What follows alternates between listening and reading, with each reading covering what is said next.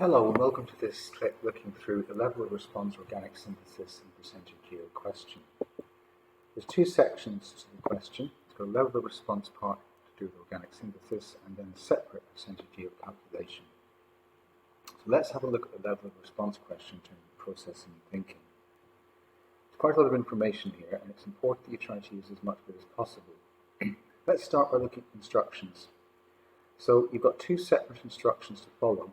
So therefore, you have to include them both somewhere in your answer. Don't try and do one really well and then ignore the other, because that won't get you past level 1. So now let's have a look at the fine detail. It gives you a boiling point of 1-bromobutane. So whenever there's a boiling point, that suggests distillation might play a role in the purification process. The student boils the mixture for 1 hour. So using your knowledge of practical techniques, if you boil anything for an hour, you risk losing the product through evaporation, so the only way to stop this is to use reflux. So distillation and reflux play a role in different places. They also give you density data. In this case, the density of the organic layer is greater than the density of the aqueous layer. This is unusual because usually organic layers tend to sit on top, but 1-bromobutane is particularly dense because of the mass of the bromine atom contained within it. So therefore, its density is greater than that of water. So whenever you're given density data, it suggests that perhaps a separating funnel might be needed. So let's now plan and construct the answer.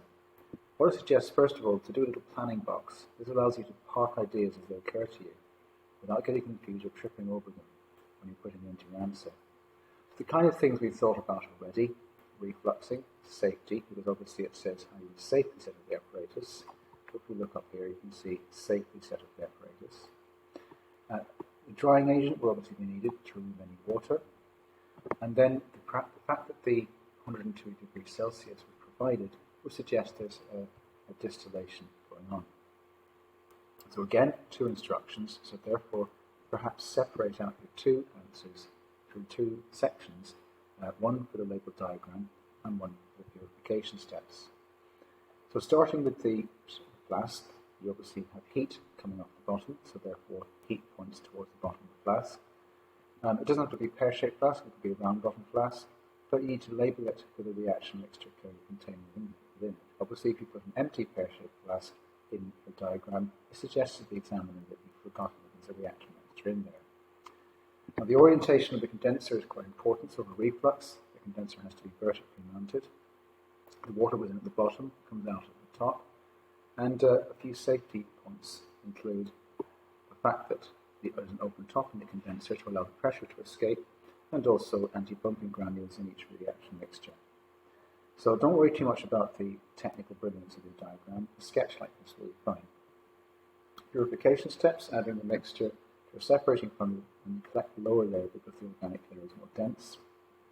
Use a drying agent such as anhydrous group 2 salt, calcium chloride or magnesium sulfate are good examples to use. And then finally, you could redistill the dried organic layer and collect the fraction that comes off at 102 degrees C, which is your pure 1-bromobutane.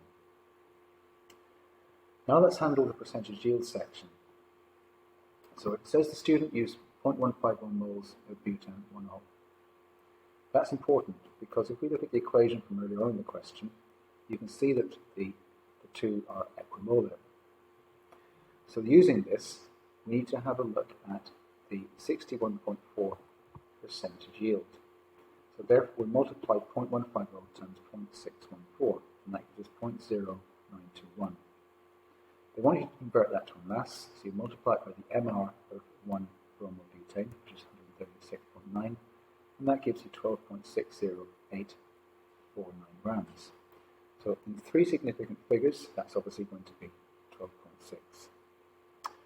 Okay, hopefully this video has been useful in looking at the level response part of it, plus also the consideration of 61.4% yield in the second part. Until next time, thanks for listening, and see you soon.